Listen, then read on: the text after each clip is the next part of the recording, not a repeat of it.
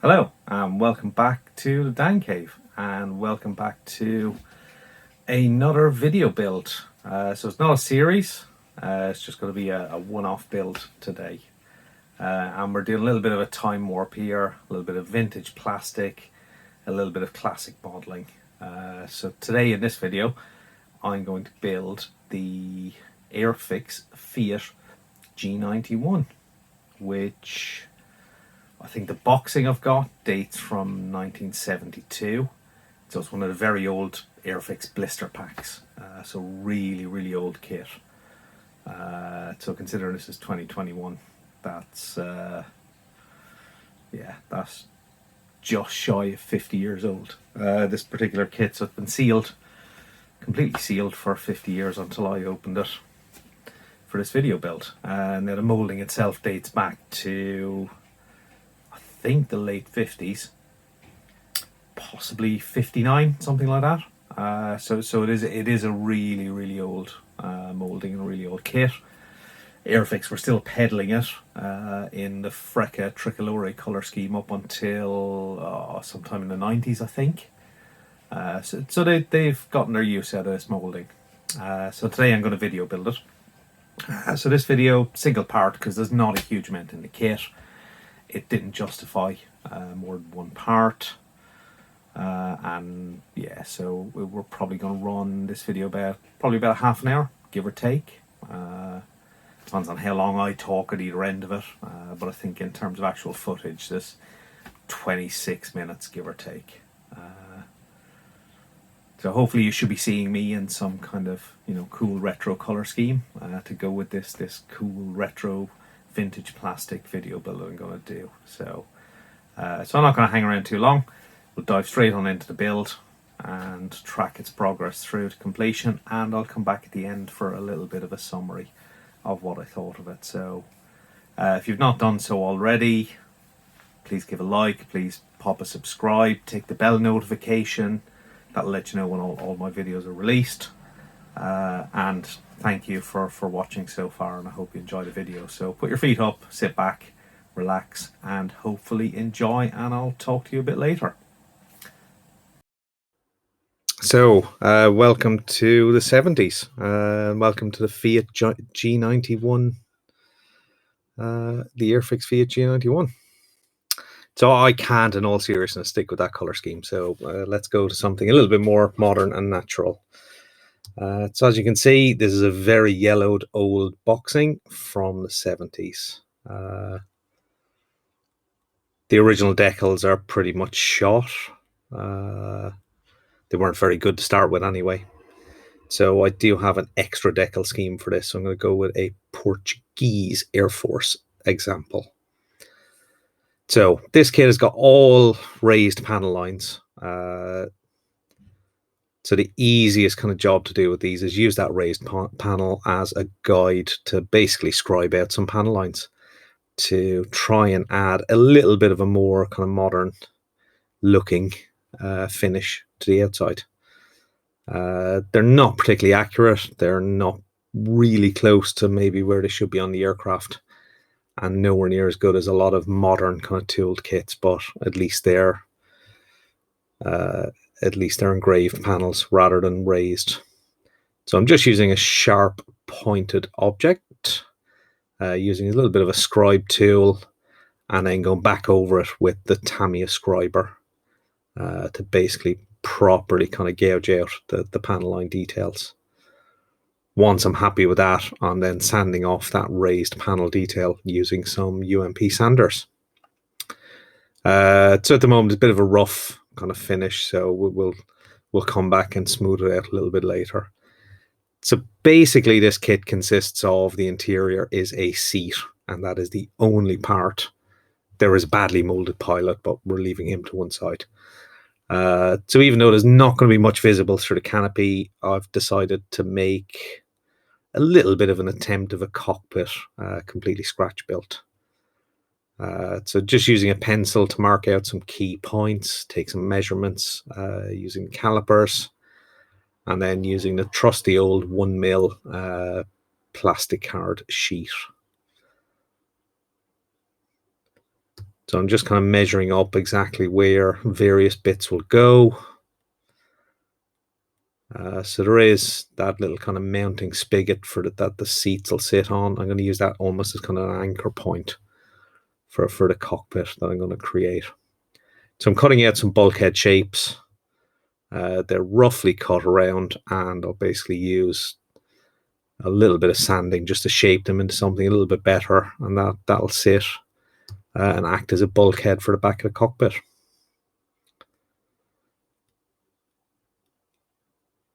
Yeah, so that looks like it's about the right shape. So now we're going to drill out the side walls. So that'll basically help anchor and locate exactly where the cockpit will sit. I've kind of marked on the plastic card I've cut out, which will act as the side wall where those holes need to be drilled. And I'm just using a battery operated drill to make those holes using, I think it's a 2mm drill bit. So those side walls get mounted to either side of the seat using a little bit of traditional tube glue. Another retro feel to this particular video, using some retro tube glue.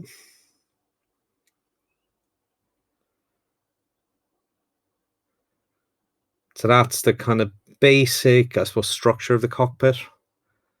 Seat and a couple of side walls. I've added some horizontal pieces to act as the side consoles. I've made up a little instrument panel which will sit. And now I'm just adding a couple of little pieces of plastic card. I think this is 1/2mm plastic card. And these pieces will just act as a little bit of raised detail, which will give that little bit of visual interest to the cockpit when it's all kind of assembled and painted. It's unlikely to be seen from the outside once the canopy is on, but I know it's in there. I know I've kind of made the cockpit a little bit more than just a plain seat. So all those little pieces, just going to put a little bit of drop of extra thin down. That little capillary action will pull that under that part, and that'll be completely secured. So I've also added a little bit of a backing to the seat, just again to give that kind of raised look of where the seat cushion would be. So I've got a small amount of brass rod as well. I'm going to use this to make a control column. So the brass rod will form the kind of main kind of shaft of the control column, and I'm going to use a little bit of aluminium tube to sit on the top of it. And I've done exactly the same for the throttle as well, just a little bit smaller, and that just adds that little bit of detail to give the impression of control column and throttle controls. So they're just getting a little bit of adjustment, and I'm fairly, I think I'm fairly happy with that. So I'm using a little bit of masking tape cut into thin strips just to put some basically raised seatbelt detail into the cockpit.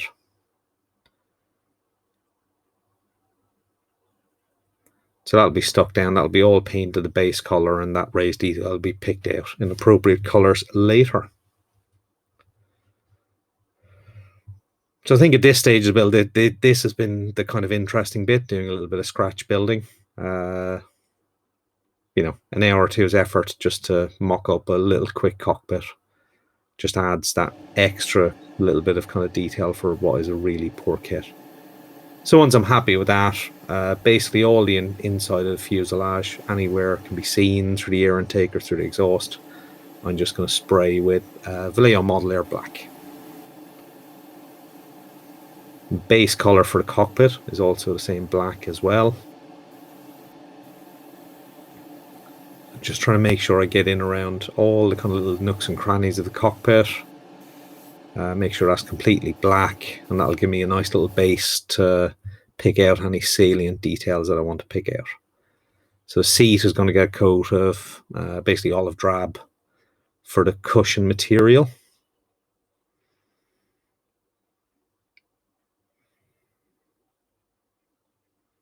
And then same goes on the headrest. And then I think I'm going to use khaki just to pick out some of that seatbelt detail. all done with brush paints, all done with Revell Aqua acrylics, which have kind of turned into my kind of go-to paint at the moment. I find they brush paint very well. When thinned appropriately, they also airbrush very well. So now just using some Revell white just to pick out some details on those side consoles that I made earlier. So this just gives the impression that there's a little bit of detail in the cockpit. It's not entirely accurate, but it does give some impression of detail.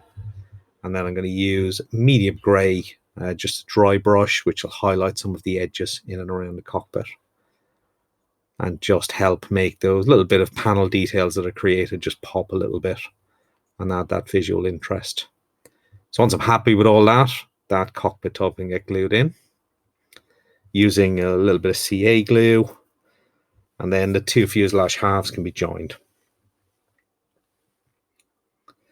And they are securely joined with some Tamiya Extra Thin. So I'm just using that to run all the way around that fuselage join.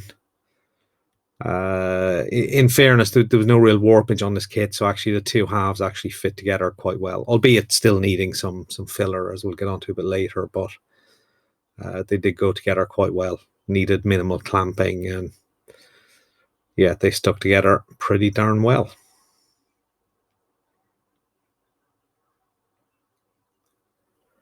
So next up, it's time to get the wings on. So I've decided to use some Humbrol tube glue, mainly because of the working time.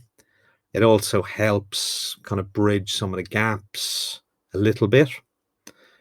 I do find it does have a reasonably strong bond, but it does have that slow working time, which I find for kind of wings and anything that needs, aligning, that can be quite useful. So all I do is I put a blob onto a bit of masking tape and use a cocktail stick as an applicator.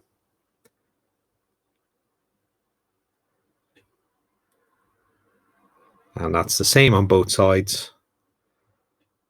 And we've already got both wings attached.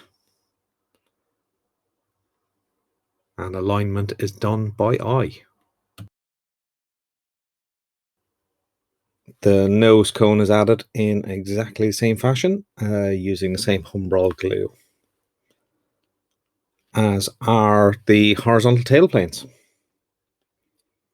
So just using a little dab of Humbrol glue, and we can pop the tailplane in and do exactly the same on the other side.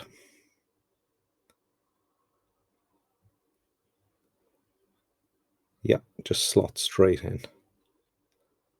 And we can just check that alignment by eye, and it looks good to me. So once that's had some setting time, probably overnight, I'd come back with UMP thinny stick, I think it's the 180, just to cut through the heaviest of those kind of seam lines, and then follow up with a UMP 240 sponge sander. So once that's all done, it's time to start filling where the gaps are left, which in fairness with this kit was pretty much anywhere two parts came into contact. These old moldings, even when they were fresh back in the 70s, were not great, and the fit was not spot on. So it's quite a bit of filler into all those gaps. So once that's done and given some setting time, it's then back to the UMP sanders to cut through that filler material and blend all those joints together. So the UMP sanders work fantastically. They will clog eventually with filler, but they're easy enough to clean. I tend to find just a quick swipe across a pair of denim jeans tends to remove most of that filler dust. The model itself, I use my donated makeup brush just to brush off any excess dust.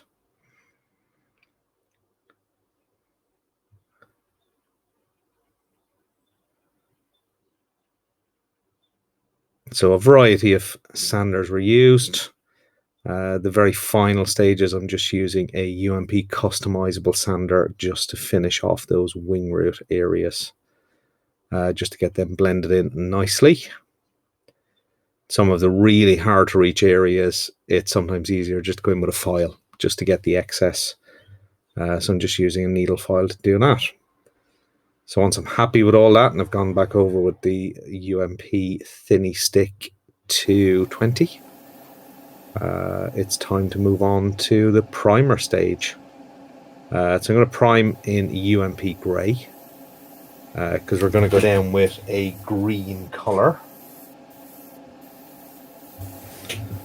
which will be a base colour. So the UMP grey forms quite a good base for that. So get around the model, I tend to do reasonably light dust coat first, and that gives a good kind of surface for the subsequent coats to adhere to. And then I do find with the UMP grey, you can kind of hose it on a little bit. Not completely, 30 psi is going to be chucking in a lot of paint, but certainly there's a good kind of pullback on the trigger. As long as you don't get to the point that it's running, it'll be absolutely fine. You can see it's quite glossy now because it's all wet, and I'm just kind of blowing that over just to help dry it along. So once I'm happy and that's all dried, give it about 12 hours, I'm then going to start on the base color.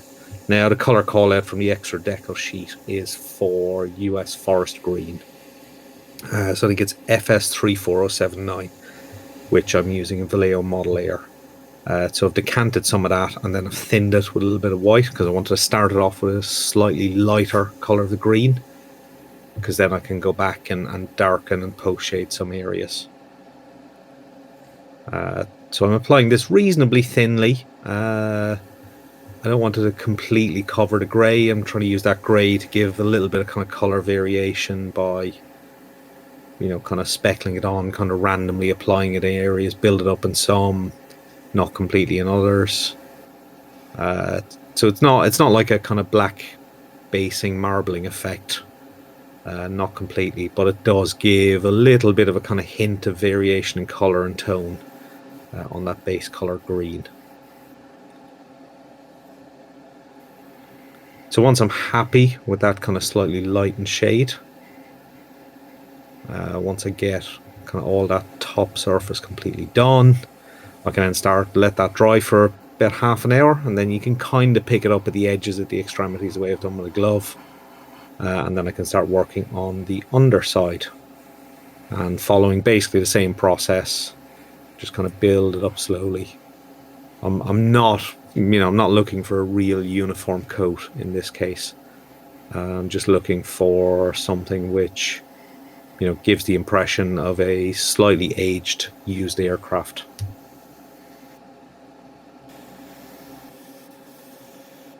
And then once I've kind of done the main central part, I can lay the model down on the little turntable and finish the kind of outer sections of the underside of the wing.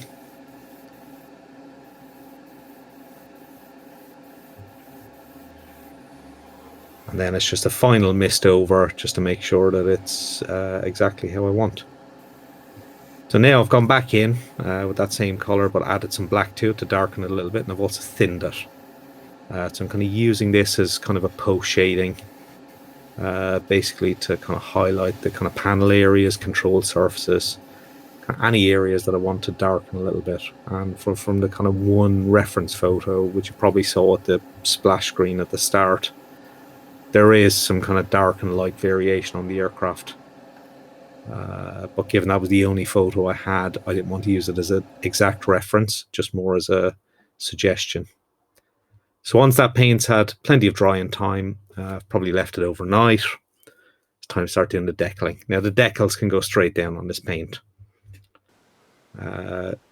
Absolutely no necessity to gloss before doing the decals. So it's kind of standard application, extra decals, normally quite good. In this case, they've responded well to normal and strong UMP setting solutions, which is what's been used. There's not a huge amount for this aircraft. mainly just the roundels, some markings, and a couple of kind of warning placards around the aircraft.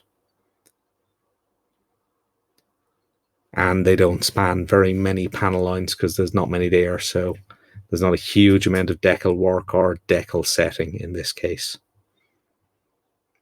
But they do go down quite well. I think I had a little bit of an adhesion problem with the serial numbers on the top wing, but I fixed that a little bit later with some extra strong UMP decal solution. In fact, you can just see a little bit of a gloss off of that particular decal, which of course I didn't actually notice at this stage, but I do go back later and correct that, I think off camera. So once the decals are set, I think they're left overnight. I'm going to use some Alclad Aqua Gloss to give me a reasonably kind of utility gloss surface, and that'll give me something that I can base some weathering on, and it kind of seals in all that paintwork and all those decals. So Aqua Gloss, normally 1 to 2 coats, about 20 psi, medium wet coats. You don't want it flooding because it will run very quickly, but you don't want to mist it on because you won't really get a gloss. So as you can see, I've gone quite light on the wing, so it actually dries initially quite satin. So I've held it by the nose. Once I've kind of finished painting the other bits, I just pop it on the Tamiya stand just to finish off the nose areas that I've missed. So once that aqua gloss has had a chance to dry, it's time to start doing a little bit of a wash. So I've got some Humbrol washes, so that's on the palette to the left hand side, which is a mixture of green and black. But the main wash I'm using is Ammo's Dark Wash. I'm just adding a little bit of green various places just to tone it down a little bit so it's not too stark a contrast from the green paint. So it's the usual process with these washes. Kind of touch them into the panel lines and let that capillary action work it through. If it's not pulling along, a little bit of odorless thinners can help thin it a little bit further, which will help it flow a little bit better. Sometimes just wetting the surface a little bit with some odorless thinners will also help it flow a lot easier as well.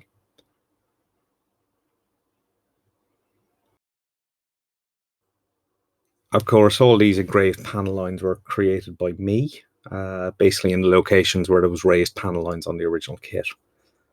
So they're not going to be as perfect as maybe a newer kit would have. They certainly don't seem as accurate, kind of looking at some of the drawings and references I've got.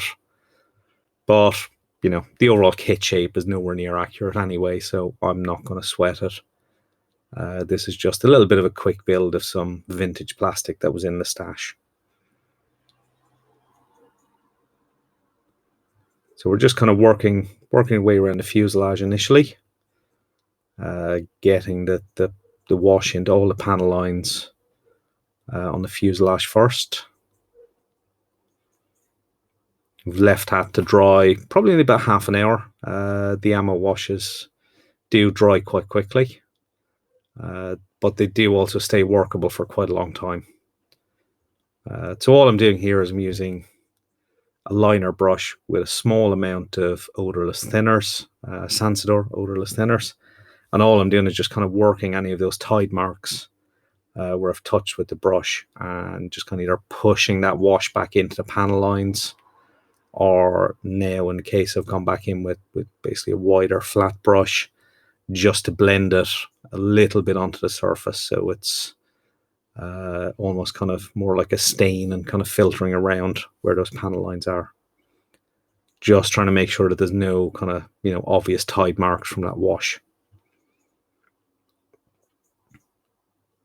So I'm just using the shape of the brush to kind of push it in.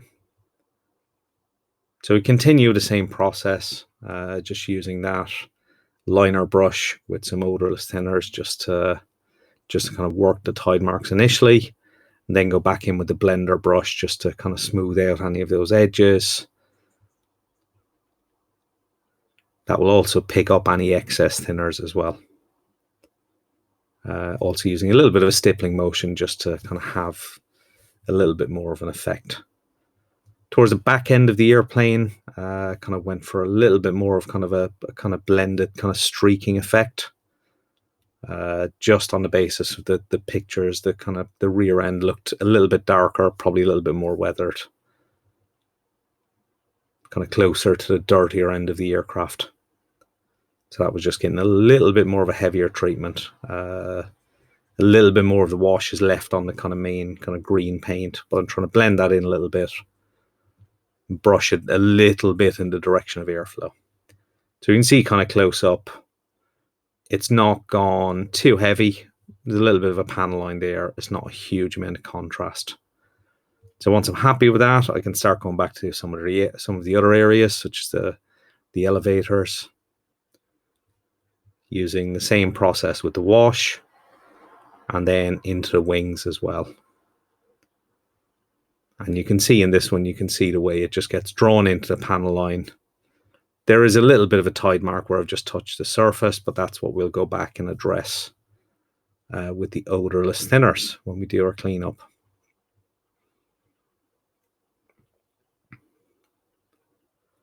So it can be very tempting to put a huge amount on and then, use cotton buds and everything to kind of remove them. But with a little bit of careful application, I think you actually get a better overall finish and a little bit better control. The underside, as per the tail planes, I'm doing more of a blend, not really removing all the material and allowing some of that dark wash to spread around. So once that has had a good 12 hours drying time, I'm now going back and using some ammo shaders on the top surface of the wings. I think I'm using light green at the moment. So I've used that to kind of lighten up some of the colors, brighten them up a little bit, just to add that kind of tonal variation on the green, just to, I don't know, almost give a little bit more of kind of a bleached effect on the top. It's more obvious to the naked eye. It's quite subtle on the kind of video footage, but it is there. So I've used some light green, and then I think in some other areas I've used some light olive to add a little bit more kind of color variation.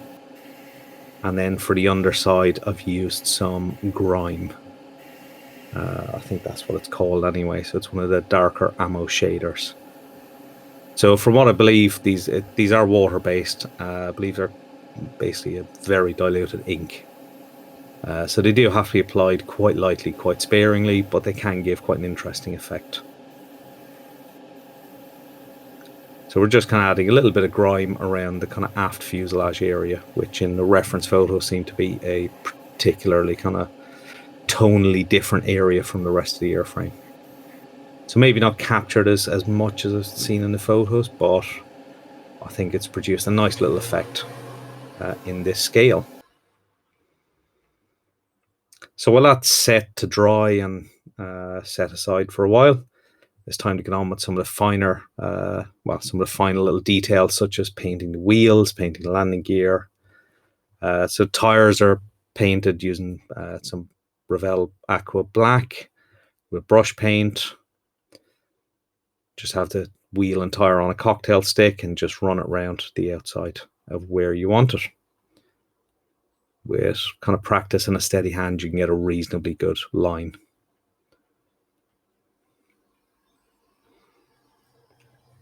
Nose wheel is kind of approached in the same way. Just work your way around the edges first and then fill in exactly where you need the black to go.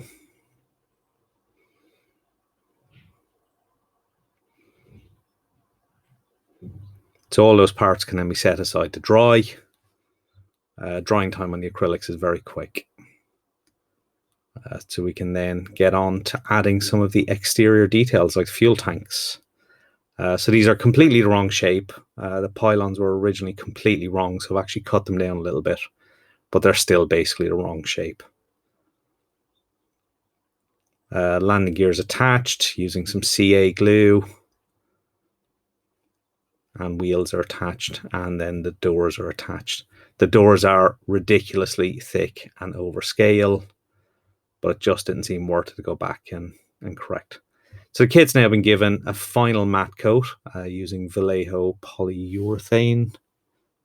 matte varnish, and the masking on the canopy can finally be removed. Now, what was very noticeable was actually quite a lot of dust had gotten under the canopy, which was a little bit disappointing, because ultimately there's nothing inside the fuselage to stop dust and debris getting inside. But hey, there's very little I can do about it, so I just have to kind of live with what I've got. But aside from the canopy, which seems to be a common problem with some of my kits recently, I'm fairly happy with what I've done. But I do decide there's a little bit more weathering that needs to be applied.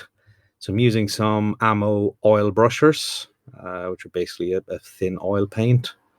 So I've just dropped a little bit of their, I think it's their dark earth, onto a palette, and I'm just adding a little bit of oil paint in and around kind of what may be the kind of dirty areas, the landing gear areas, etc. So we'll just get some down onto the surface, and then once that's down, we'll just blend that in using some odorless Sansador thinners. So it's not a huge amount of time spent on this, but we're using a little bit of wider brush to kind of further blend it, just kind of move that around a little bit.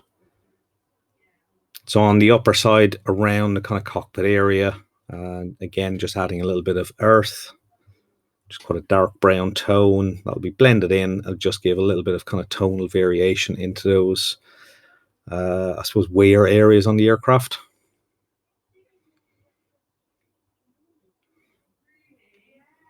It's, it's kept relatively restrained. It's quite subtle, but it does add an amount of kind of color variation. And that's done on both sides of the cockpit area, kind of suggestive of anywhere that, crew members may be getting in and out of the aircraft, carrying a little bit of dirt, whatever. Just something that changes that kind of tone of the paint on the aircraft.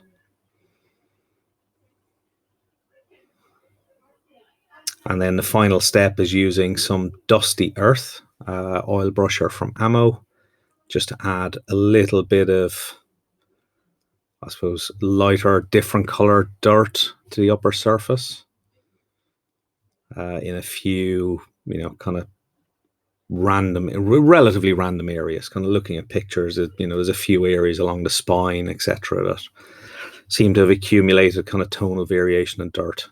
So that's all that I'm trying to suggest with these particular colors. So there's not a huge amount added, but just enough, just blend it in, and just to give a little bit of kind of variation on a few areas. So overall, yeah, that's pretty much the kit done. So let's have a look at how it came out with some photos. So shape-wise, this kit is nowhere near shape correct. It's suggestive of a G91, but it doesn't seem to be entirely accurate. But I think it's kind of captured that, the essence of what it is, a small little fighter in its operation in the 1960s, early 70s. So back to me for a summary.